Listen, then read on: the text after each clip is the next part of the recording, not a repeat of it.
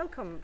It is Monday the 6th of May. I'm here with Máirín Ancilla Akoto, who I think is often referred to as Ancilla, so we'll call you Ancilla for today's interview. Yes. So very welcome, and thank you very much for doing this interview. So we'll get straight to it. Would you like to just tell me a little bit about yourself, where you were born, your family, where you went to school? Yeah, thank you for having me for this interview. So my name is Máirín Ancilla Akoto, a sister of St. Louis, and I come from Offenso in the Ashanti region. So I was born there, I grew up in Offenso, and my mother is late, but my father is still around, and I am the 8th born out of 9 children. So I have 5 brothers and 3 sisters. They are all doing well, and they're very supportive and caring as well. So I had my formal education, everything in Offenso. Then later on, I had my midwifery training at St. Patrick's Midwifery Training School in Offenso. And I think that's where I actually expressed my desire to become a sister of St. Louis. And how was that now? Did you meet any sister while you were there? Or? Yes, growing up, I saw a lot of sisters at my parish. And I was actually named after one St. Louis sister of blessed memory, Sister Ancilla Fox from Ireland. I was wondering about that. Yes. Actually, my father worked with her at St. Patrick's Hospital.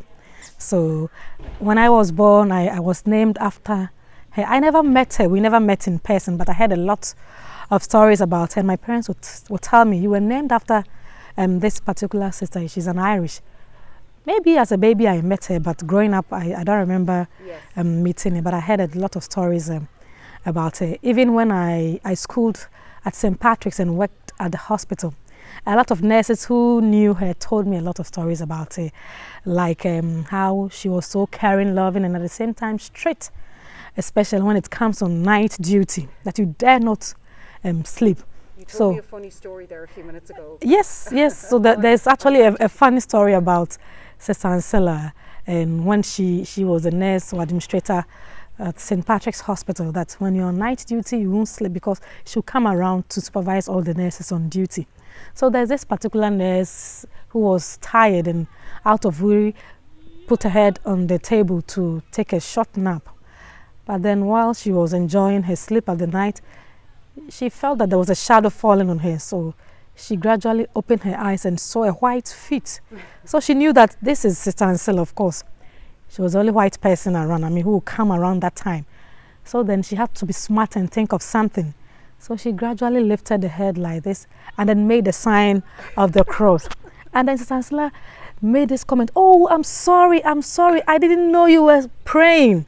But actually the nurse was sleeping, but she had to be smart to bringing that, the sign of the cross saved her from the fury of Sister Ancilla, because that was the law. You don't sleep on night duty. Yes. So they keep on telling me about this, that, oh, your grandmother, this is what she used to do to us.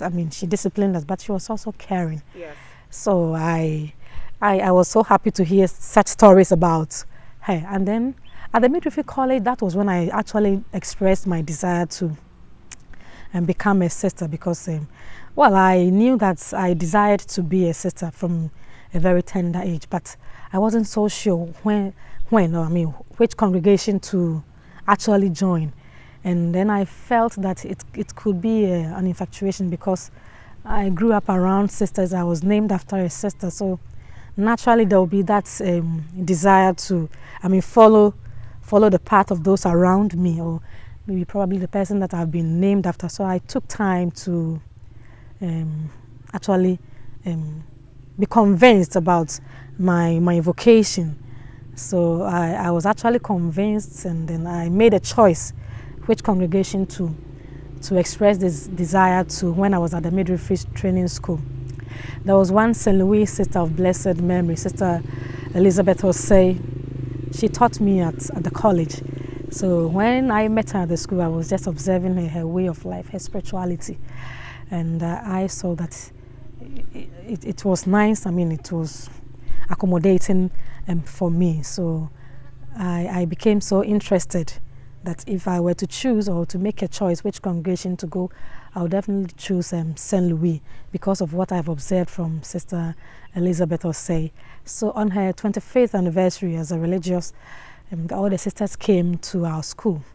We're actually having the program at our parish, which was not very far from the school. We even helped the sisters to clean the chapel, make decorations and all that, and I was part of them. So I was observing the sisters at the altar, decorating the altar, doing some bit of work, and I think over there my desire grew. I felt, yes, I want to be with these ladies here. I want to be with them.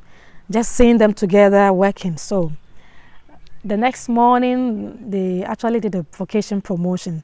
So one sister, Philomena Naniwot of blessed memory, she was actually taking names. They said, young ladies, if you want to join the sister, don't be shy. Come now and I'll write your name. So after some time, I just went to a sister. I said, write my name, please, write my name before I change my mind. Because I'm sure this is where I want to be. So I gave my name to the sister that I want to be with the Sisters of St. Louis to journey with them.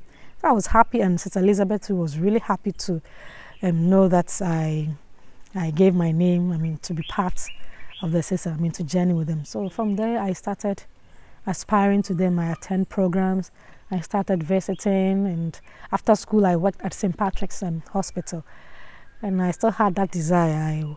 I worked for some time before, finally, in 2016, I made the decision. I formally wrote to the sisters that I was ready to enter as a postulant. So I was received. How long were you working, like from when you got your degree, how long were you working before you made that decision? I worked for about 6 years. Okay. Yes, 6 years. Okay. Yes, I finished school in 2009. Okay. So from that time till 2016, I entered as a postulant in 2016. So it took me 6 years to join. Actually, I was to join in 2013, but there was some issue, family issue with my mother. My mother wasn't so well, so I asked the sisters to give me some time to care for her. But my mother died in 2015, so 2016 I was ready to enter the convent. So that was a great relief for me. Yes. Finally, my dream was about to be realized. So 2017, in April 4th, I was received as a novice. So that was the time that I wore a habit. Not, the St. Louis habit, but for novices, not to put on a veil. Yes. So I felt, oh, okay, I'm actually there, because I have a veil. So it was a joyful moment for me as well. And then I went through my formation successfully. And in 2019, 10th August, I took my first vows, and that was another milestone for me. And since then, I've been in temporary vows. I get to renew every 2 years. So last year, I renewed my vow. I did that in Ireland because I was there for another program. Yes. So I did it then. It was such a wonderful celebration. So that's how far. Yes. Yes. Yes, I did it at Strathmine. So that's how far I have journeyed. So far I'm here now in Oku. I'm working as a nurse midwife in charge. I'm actually a trained midwife, but I also take care of the nurses at the clinic at the moment. So I'm kind of the nurse or midwife manager. So everything concerning nursing, midwifery at the clinic, I am in charge of it. I supervise my nurses and midwives so that together we provide quality health care to the people that come to our facility. Do you get involved in delivering babies? Yes, yes. Even I think Thursday I was there. Okay. They called me because there was a woman, twin gestation. They were all breech.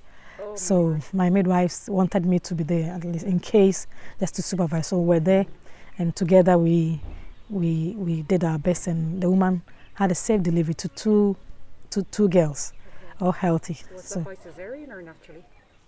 Yes, Naturally? Natural. Wow. We can't do a cesarean section here because we are not a lower facility, but we are not qualified. We don't have a theatre here. We don't have a doctor here. It's a health center, so but she delivered normally. I mean, everything was fine. She's an amazing woman. Yes, yes. That's incredible. Wow. Yes. And did you have to turn, sorry, I'm asking a technical question, did you have to turn the babies before they were delivered? No, they were delivered by bridge. Okay. I mean, the same thing. Wow, that's so were they? Yes, yeah, yes. There's abnormal labor, but it was possible. I mean, she delivered, and the babies were fine. Thank God. Yes. That is amazing. Would you tell me a little bit about a typical day then at the clinic for you? Yes, a typical day can really be hard. Yeah. I mean, we don't. It's not really a busy day, but we have our busy days as well because here is a health center. Yeah. Normally Tuesdays and Fridays, and sometimes on Sundays and Saturdays, we get a lot of people coming in. So normally work begins at 8. I mean, morning shift begins at 8, and then we start with our morning devotion at the clinic because it's a Christian or Catholic institution. We come together to pray. With all the staff. With all the staff, and sometimes too with the patients or the clients around. We come together to say a bit of prayer, and then we give announcements or we give some information, vital information to staff and also to the clients who are around. So that's the routine. We do that every morning, and afterwards we all move to our various departments to work. So those are the consulting. We start seeing your clients. So people are the records, some are the vital signs table, people are the dressing room, and people are also helping at the dispensary.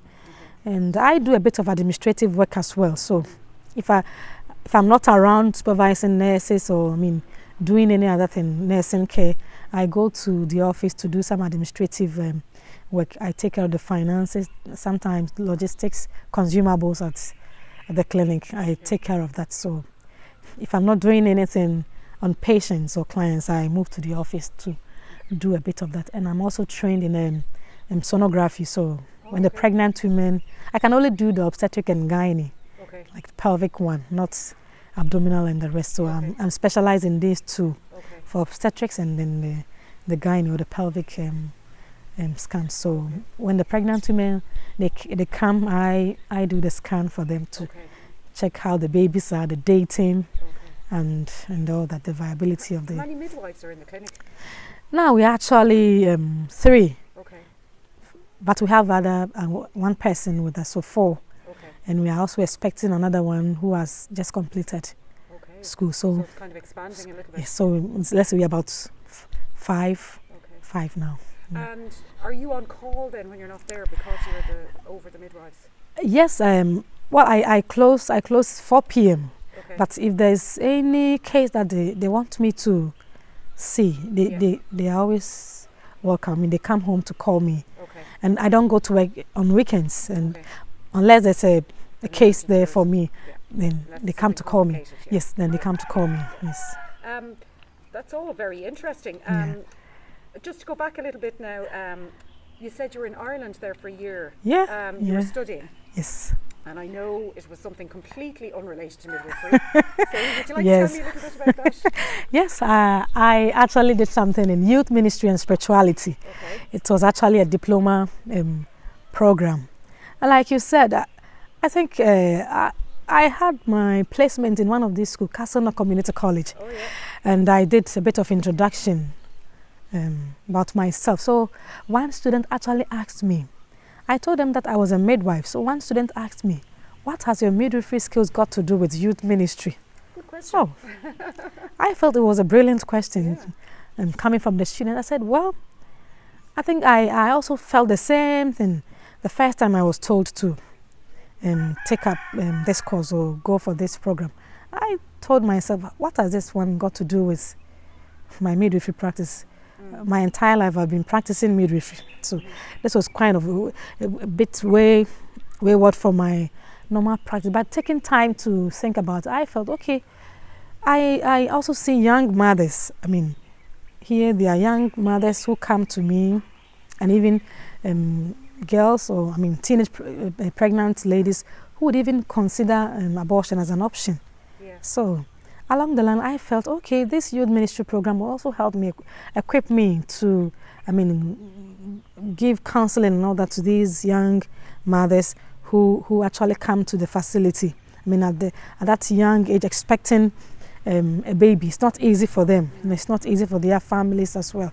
So along the line, I felt, okay, it might not be in my field, but it has some connection, because I deal with young people as well, not only in the community or at the church, but even the clinic too. Young people come there to see me, and I think it's an opportunity to use my knowledge and skills in accompanying the youth and to reach out to them. I mean, probably to counsel them, to encourage them, so that they don't give up. I mean, some people here, I mean, especially the young ones, when they get pregnant, they feel that that's the end of their educational career or anything like that. But I don't think that's the case. I mean, after having your baby, you can still pursue your dream. So you're hoping to empower them. Yes, and that's what I've been doing. And I think even before I took up this course, I was doing it. I mean, when they come, I ask them, so after you have your baby, what do you plan to do? Do you want to go to school, back to school, or you want to learn a trade? But some people, they'll tell, oh, I want to learn a trade afterwards. I said, okay, bring your mother the next time. I'll talk to their mother or any of the parents that this is their dream. So maybe after the baby is out, you can help them pursue their own dreams. So it shouldn't end there, I mean, because they have had a baby. So you get that young expectant mother's mother involved. Yes, yes, yes.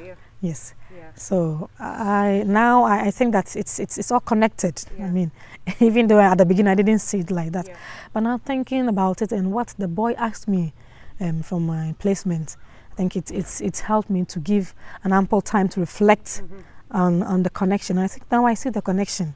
I mean, I always meet them, we talk, I encourage them to pursue their dreams. And I also encourage them to keep their babies, because some of them, because they are too young, they would want to terminate the pregnancy. And I use my own position as a religious here to encourage them to have the babies, and afterwards they can pursue their dreams. I mean, who knows? That's your chance. Often are the mothers, their mothers, supportive when you bring them in, or is it mixed? Yeah, some of them, their mothers, I mean, their parents are very supportive, caring. Others too, they go through a lot of challenge. You know, it's like you under our care, but now you want to grow up. So, but in those cases, we talk to the parents just to continue to support them and encourage the partners to support them to have their babies in safely. And afterwards, I mean, they can also help them to establish themselves in life, whether to pursue their education or to learn a trade. So whichever way we do that. That's great. Now I can see how the two different qualifications merge and complement each other. What do you find the most challenging? What's the greatest challenge for you here, do you think, as a midwife in Oku, in a remote part of the country? Yeah, I think I would say that somehow it's very lovely working here. I worked at St. Patrick's Hospital, which is a very big place. I mean, compared to Oku here. St. Patrick's, one day we could have about 16 deliveries. Maybe 20 for the whole day. I mean, but here we don't get it that busy. I mean, it's not so busy. So sometimes you may get bored. So if you don't try to do something, I mean, to look for work to do, you may get bored, especially when you have worked in a very busy facility, and then you come here, and then it's not so busy. I mean, delivery comes once a while. I think January we had 9 deliveries, February we had 4 deliveries, and then March we had 8 deliveries. So you could see the variation. I mean, it's not so much, but I think there's so much improvement in what we are doing. But the challenge comes when cases get complicated. Cases get complicated and you want to refer mothers. I'm using mothers because my specialty is at the midwifery side. But even mothers or any client that walks in and we see that we can't keep you here, we'd want to refer you to a bigger facility in town. Our main challenge that we face is our road here, especially when it's in the raining season. It gets really bad, and it can put the life of the clients in danger, because then it gets difficult for the car to even though the sisters have a car that we sometimes use as an ambulance, Yeah. but that's the only means that we can transport clients or mothers to town. We are okay to use it, even though it's not the best. We are good to use it. But then the challenge comes when the road is very, very bad. Yeah. You get stuck somewhere. You have to get a tractor to pull you. At the same time, you are thinking of the risk involved by delaying when there's a mother or there's a client who needs urgent attention. Then another challenge is that sometimes you are ready to go. I mean, the road is good, the car is ready, but then the client themselves, they don't want to go to the facility. Probably, maybe they are thinking that the care that we are giving to them here, well, I'm not sure, but that's what I'm thinking, because some people also make that comment that the kind of care that they get from a small facility here, they're not sure if they'll get the same attention when they go to. Or maybe they don't realise their particular situation is quite complex. Yes, yes, and so it becomes a challenge for them. So you are seeing their condition with a different eye, and they are seeing it also with a different eye. So it becomes a challenge. You want to refer them, then it's like they don't want to go, or they don't see why you want to. Yeah. If it's like you are pushing them away.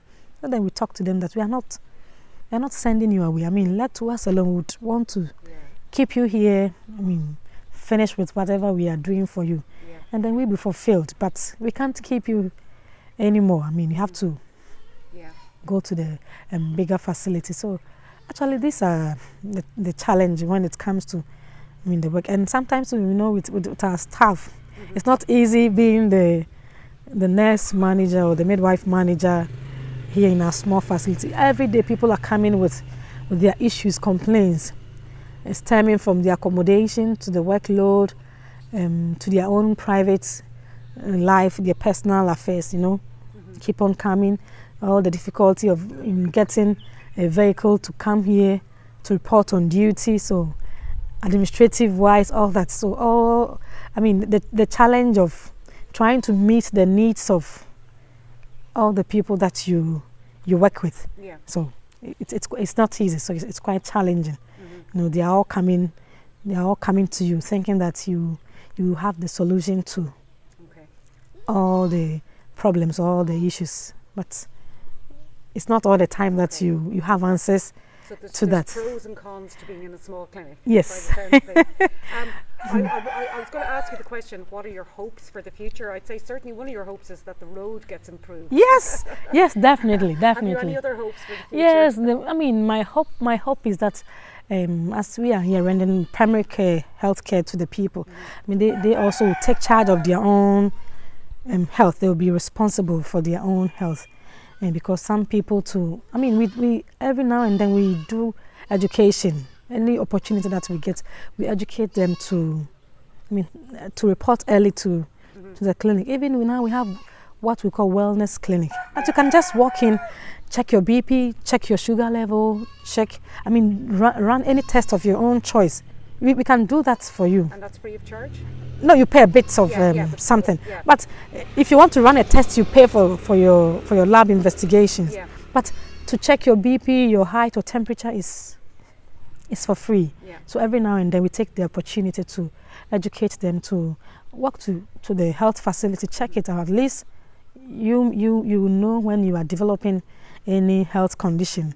So it's my hope that whatever we are doing here will actually stick into their hearts, that they will see the importance of us being here and take charge of their own health. I mean, they need to report early, to cooperate with us. Slight side question, is there a public health nurse in the clinic that looks after those kind of public health issues? Well, we don't actually have a public health nurse, but midwives and community health nurses, we have a bit of knowledge in public health nursing. So we try to apply that, but we don't have a qualified public health nurse here. But the midwives here and the community health nurse, we have basic knowledge in public health, so we combine and then we try to do that and just to see. I know you're involved a little bit going to outreach, but in the outreach clinics, you obviously go to an outstation and you don't know who's going to come that day. Is there that whole kind of public health messaging there, in particular when you're in the outstations? Yes. Trying to get people to just be more aware of any warning signs, I guess, or Yes, try and prevent them. yeah, we do a lot of that. Like when it's Child Health Promotion Week, we send messages around. We talk to mothers how to promote the health of their babies. When it's Breastfeeding Week, we do a lot of demonstration with them so that they will know the importance of breast milk and breastfeeding their babies. The same thing with any outbreak like this pandemic, COVID-19. We're always going around the outreach areas to educate them about this deadly disease. Was it, I think because we're so relatively remote, the population here were probably relatively protected, relative to say cities or large towns. What was it like here during COVID?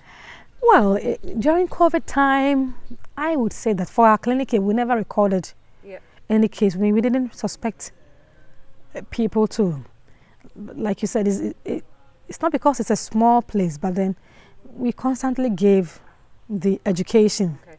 And I think some people also felt that they are not going out. I mean, they don't really go out a lot. So, they're not interacting. So, I mean, there wouldn't be any person to bring the virus here to spread it. So, but, well, fortunately or unfortunately, we never recorded any case here. We didn't suspect anyone here. And I think all of us were fine. I mean, at the clinic, we made sure that you put on your mask, you wash your hands, you sanitize your hands, and the education was going on in churches, in community diabetes and all that. So people were aware that there's something going on, there's a deadly virus going around, and these are the precaution measures that they need to. And they were taking it seriously. Yes, I mean, if in your home you can choose to ignore wearing the mask and all that, but once you step into the clinic, you have to follow the protocols. And I think at the church too, when the lockdown was over, a lot of us were on our nose masks, I mean, just to protect ourselves and all that. Excellent, but it sounds like you escaped it largely here in Oku. Yes, I would say so. And we never recorded any deaths that we suspected that maybe it was from COVID. I mean, probably people too were doing a lot of native medication, you know, herbal. Who knows? Yes, herbal things. People were bathing with some leaves and all that. To keep themselves protected. Yes. Great. Well, that's been a huge insight into Oku Clinic and health in the area and all that. I just wanted to kind of finish. I suppose you're not even finally professed yet, so. Yes. But like for any young woman who's thinking of joining the Sister St. Louis, would you have any words of advice? Yes, or wisdom? Yes, I would tell any young person who is aspiring or desiring to join religious life or join Sisters of St. Louis to take a time to actually be convinced that this is what God is calling you to, but not take too long to make the decision. And I would like to extend to them that I think St. Louis is a great place to be. It's a wonderful family. And as our motto says, Sint Onum, I think it's actually working. It's not just mere words. I'm still in my temporary vows, but I think I feel much comfortable. I feel comfortable living with the sisters, working with the sisters and sharing life together. So I would plead with every young woman there who is aspiring to become a sister to kindly join us and experience our oneness.